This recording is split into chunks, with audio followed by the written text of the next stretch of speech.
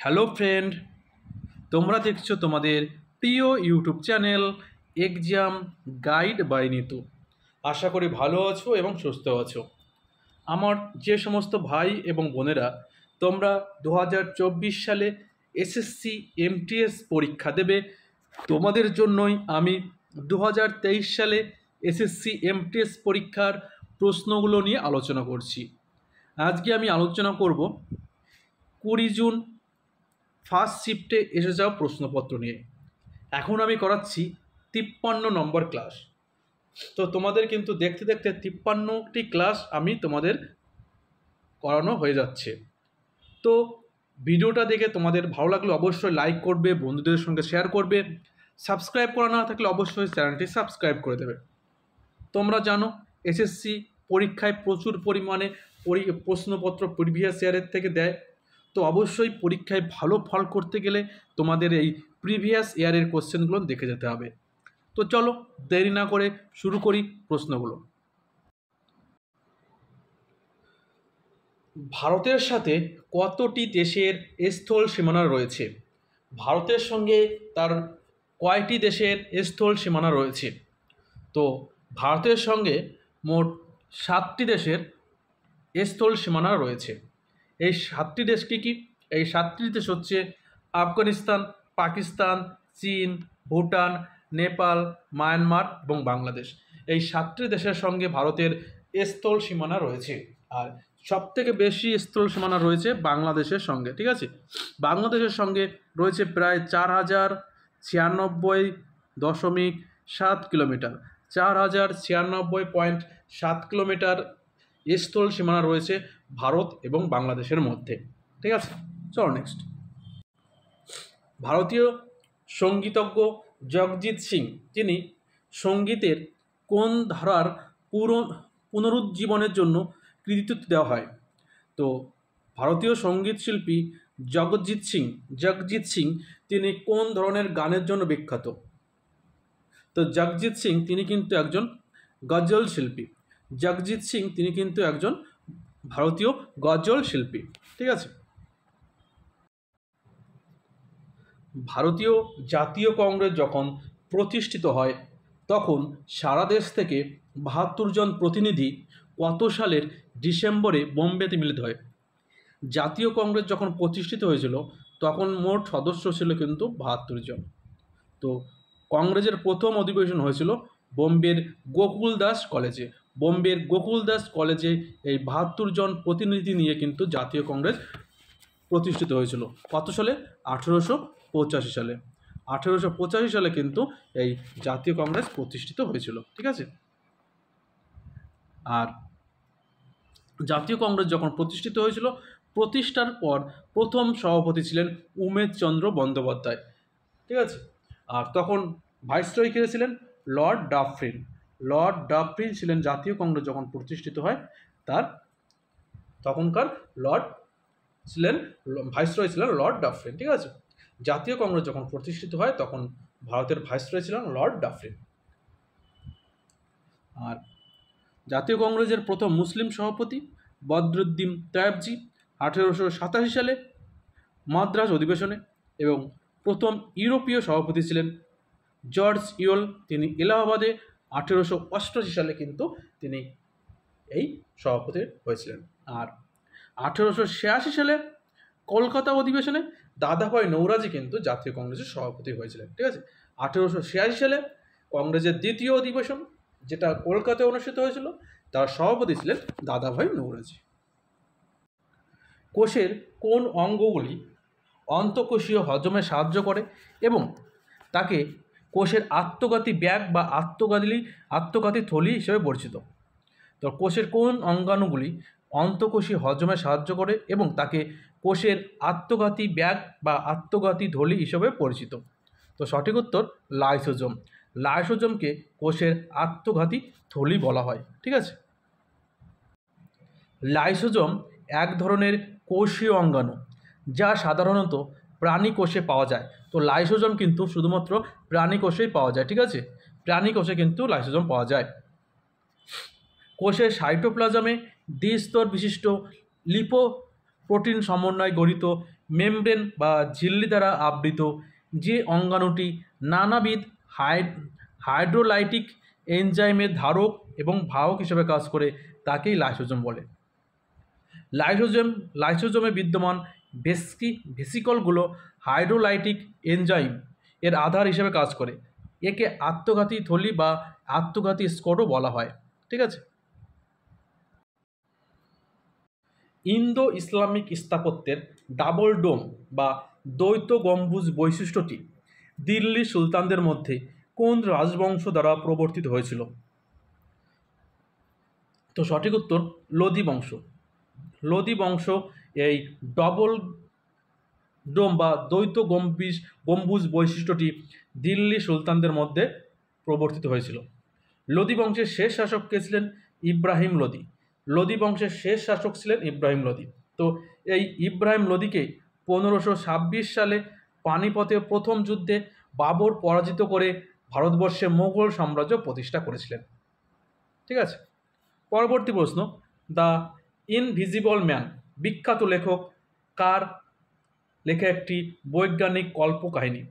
তো এই the invisible man এটি একটি কল্পকাহিনী, বৈজ্ঞানিক ভিত্তিক কল্পকাহিনী।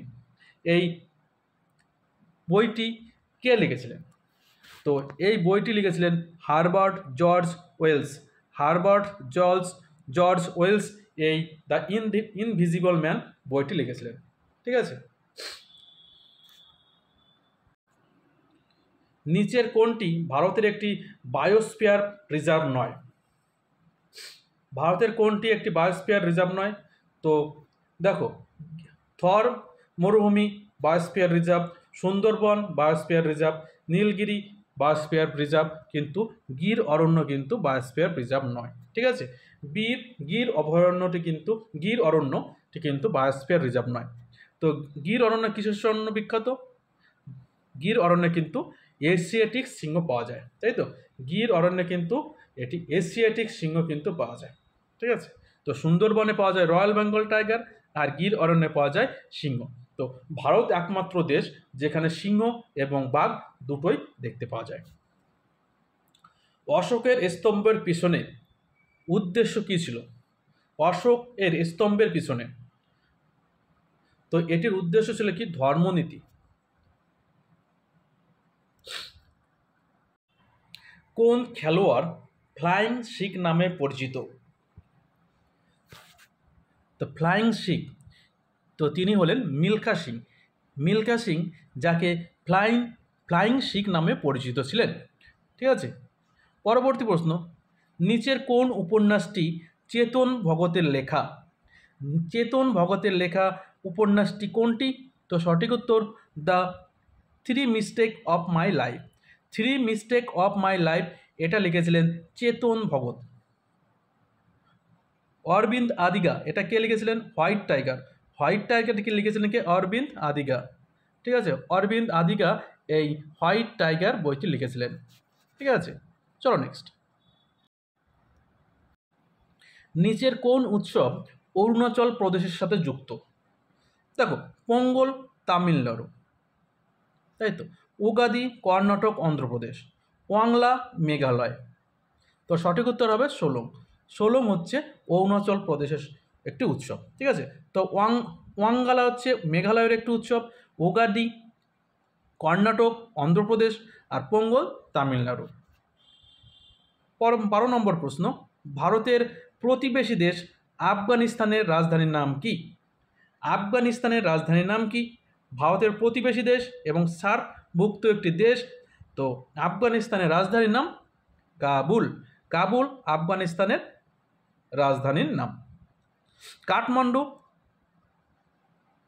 নেপালের রাজধানীর নাম। নেপালের রাজধানীর নাম কিন্তু কাঠমান্ডু। ঠিক আছে। চলো নেক্সট। জাতীয় পতাকা এবং জাতীয় সঙ্গীতের প্রতি শ্রদ্ধা প্রতিটি ভারতীয় নাগরিকদের একটি কি? জাতীয় পতাকা এবং জাতীয় সঙ্গীতের প্রতি শ্রদ্ধা দেখানো এটা প্রতিটি নাগরিকের একটি কি? মৌলিক কর্তব্য। মৌলিক কর্তব্য। ঠিক আছে। এটি একটি কি? একটি মৌলিক কর্তব্য। ভারতের বর্তমানে মৌলিক কর্তব্যের সংখ্যা কয়টি? 11টি। মৌলিক কর্তব্যগুলো লিপিবদ্ধ রয়েছে 51 এ অনুচ্ছেদ এবং 4 এ ভাগে কিন্তু। আর মৌলিক কর্তব্য নেওয়া হয়েছে রাশিয়ার সংবিধান থেকে। আর শরণ সিং কমিটির সুপারিশের ভিত্তিতেই কিন্তু ভারতীয় সংবিধানে মৌলিক কর্তব্য অন্তর্ভুক্ত হয়েছে।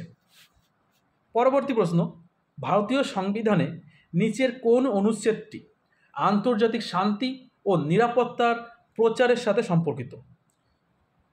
নিচের কোন অনুচ্ছেদটি আন্তর্জাতিক শান্তি ও নিরাপত্তা প্রচারের সাথে যুক্ত?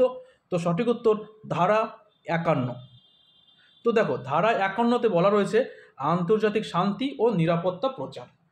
এটি একটি কি? এটি কিন্তু একটি রাষ্ট্রনীতির নির্দেশমূলক নীতি, রাষ্ট্র পরিচালনার নির্দেশমূলক নীতির মধ্যে একটি পড়ে। রাষ্ট্র পরিচালনার নির্দেশমূলক নীতি বা ডিপিএসপি, সেটা অনুচ্ছেদ 36 থেকে 51 পর্যন্ত বলা রয়েছে, ঠিক আছে। আর ভাগ 4-এ কিন্তু বলা রয়েছে এটি, ঠিক আছে। চলো নেক্সট। আর এই রাষ্ট্র পরিচালনার নির্দেশমূলক নীতি নেওয়া হয়েছে আয়ারল্যান্ডের সংবিধান থেকে, আয়ারল্যান্ডের সংবিধান থেকে, ঠিক আছে। কোন ধরনের কৃষিক্ষেত্রে জমি খাদ্য ও খাদ্যের ফসল ফলানোর জন্য এবং গবাদি পশু পালনের জন্য ব্যবহার করা হয়? তো কোন ধরনের কৃষিক্ষেত্র? তো সঠিক উত্তর হবে মিশ্র চাষ। মিশ্র চাষ কেমন? দেখো, দুটো ভিন্ন জাতের ফসলের বীজকে একসাথে মেশানো হয় এবং তারপর জমিতে ছিটিয়ে দেওয়া হয়, একেই কিন্তু বলা হয় মিশ্র চাষ, ঠিক আছে। কারেন্সি নোট এবং কয়েনকে কি বলা হয়? কারেন্সি নোট এবং কয়েনকে ড্যাশ বলা হয়? তো কারেন্সি নোট এবং কয়েনকে বলা হয় ফিয়াট মানি। এই ফিয়াট মানি কি? এই ফিয়াট মানি হলো এক ধরনের মুদ্রা যা কোনো মূল্যবান ধাতু দ্বারা সমর্থিত নয়, যেমন সোনা বা রৌপ্য বা অন্য কোনো বাস্তব সম্পদ বা পণ্য দ্বারা সমর্থিত নয়। ফিয়াট মানি দ্বারা সাধারণত ইস্যুকারী সরকার কর্তৃক আইন দরপত্র হিসাবে মনোনীত হয় এবং সরকারি প্রবিধান দ্বারা অনুমোদিত হয়। তাই ফিয়াট মানি দেখবে দলিল, বিভিন্ন রকমের দলিল দেখা যায়, ঠিক আছে। 100 টাকা বন্ড, ঠিক আছে, 10 টাকা বন্ড, যেরকম দলিল লেখা হয়। তো এইগুলো না কিন্তু ফিয়াট মানি, ঠিক আছে। চলো নেক্সট। ভূপৃষ্ঠের বিন্দু ভূপৃষ্ঠের ফোকাসের সবচেয়ে কাছে তাকে কি বলা হয়? ভূপৃষ্ঠের বিন্দু এবং ভূকম্পনের ফোকাসের সবচেয়ে কাছে তাকে বলা হয় উপকেন্দ্র। কি বলা হয় তাকে? তাকে বলা হয় উপকেন্দ্র, ঠিক আছে। রাজস্থানের গঙ্গাউর উৎসব কোন দেবতা বা দেবীর সঙ্গে যুক্ত? রাজস্থানের বিখ্যাত উৎসব গঙ্গাউর, এটি কোন দেবতা এবং দেবীকে পুজো করা হয়? তো এখানে কিন্তু ভগবান শিব এবং দেবী পার্বতীকে কিন্তু পুজো করা হয়। এই গঙ্গাউর উৎসবে দেবী পার্বতী এবং ভগবান শিবকে কিন্তু পুজো করা হয়। নিচের কোন বইটি ইন্দু সুদর্শনের লেখা? নিচের কোন বইটি ইন্দু সুদর্শনের লেখা? তো সঠিক উত্তর হবে the feast of rose. The feast of rose এই বইটি লিখেছেন ইন্দু সুদর্শন। ভক্তি সাধক নয়নারা নিচের কোন দেবতার ভক্ত ছিলেন?